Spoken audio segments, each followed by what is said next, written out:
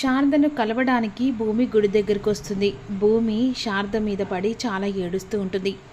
గగన్ మాత్రం అప్పుడే అర్థమైపోతుంది. తన ఫోన్లో గుడికి రమ్మని చెప్పి అక్కడ తాడోపేడో తెలుసుకుందామని చెప్పేసి అన్న మాటలలో వెంటనే ఇక భూమి తాట తీస్తానని చెప్పేసి ఈ విధంగా అనుకొని గుడికి బయలుదేరుతాడు. ఇక మరోవైపు గుడికి బయలుదేరిన తర్వాత భూమి ఇక తన కడుపులో బాధని చెప్పుకుంటూ ఒక తల్లి మీద పడి ఏడ్చినట్టుగా ఏడుస్తూ ఉంటుంది.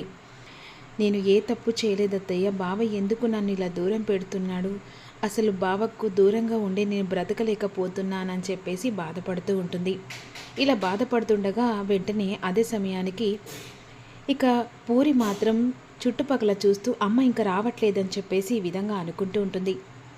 ఈలోపు వెంటనే ఇక అక్కడ తన మనసులో కోరిక నెరవేర్చి ఆ దేవుడు బావను అర్థం చేసుకొని నన్ను ఎలాగైనా బావ నన్ను కలిపేలా చేయమని అమ్మవారికి మొక్కుకుంటుంది. గాజులు వేస్తుండగా ఏ గాజు పడిపోయేసరికి శారద వెంటనే భూమి ఏడుస్తుండగా వెనుక నుంచి వచ్చి తన చేతికున్న గాజును తీసిచ్చి ఇచ్చేసరికి అమ్మవారి త్రిశూల మీద వేసేసరికి ఇక తన కళ నెరవేరుతుంది. తన మనసులో బాధ కూడా అమ్మవారు అర్థం చేసుకున్నట్టుగా సంతోషపడుతూ ఉంటుంది. ఈలోపు నీకు ఎలాంటి కష్టం వచ్చినా ఇక అమ్మ లాంటి అత్తయ్య ఉందని మర్చిపోకమ్మా అని చెప్పేసి ఈ విధంగా అనుకుంటూ ఉంటుంది. ఈలోపు అనుకున్నట్టు గగన్ వీళ్ళిద్దరిని రెడ్ హ్యాండెడ్గా పట్టుకుంటాడు. వెంటనే వాళ్ళిద్దరిని చూసి క్లాప్స్ కొట్టుకుంటూ వస్తూ ఉంటాడు. ఏంటమ్మా ఇంట్లో ఏదో మాట్లాడావు కదా, నీతోని బంధం తెగినప్పుడే అప్పుడు భూమితో బంధం తెగిందని చెప్పేసి అన్నావు కదా, మరి ఇప్పుడేంటమ్మా ఏదో కోడల్ని పట్టుకొని తెగ బాధపడుతున్నావు అని చెప్పేసి గగన్ మాటలు విన్న శారద షాక్ అయిపోతుంది. అదే సమయానికి పూరి వస్తుంది.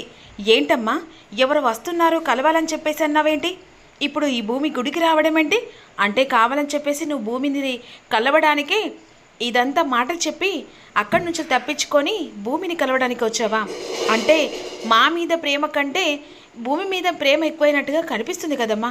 అది కాదు పూరి, కనీసం భూమి గురించి ఆలోచించాలి కదా, ఎందుకు తనని అలా బాధ పెట్టడం. అమ్మా తనని బాధ పెట్టడం కాదు, ఎంత అన్యాయం చేసిందో అది మర్చిపోయావా.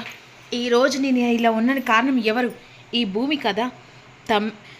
తనని నమ్మాను, అంతేకాకుండా ఏకంగా పెళ్ళి పెద్దని చేశారు, కోడలు కాకుండా నాకంటే ఎక్కువ చూసుకున్నారు, కానీ ఎలా నమ్మించి మోసం చేసింది.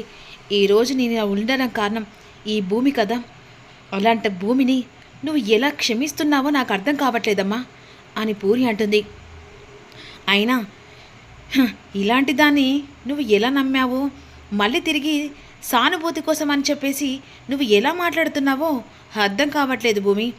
ఈరోజు నా చెల్లెలి ఏడుపుతో నేను ఎంతలా బాధపడుతున్నానో, ఎంతలా నరకం అనుభవిస్తున్నానో అది నాకు బాగా తెలుసు.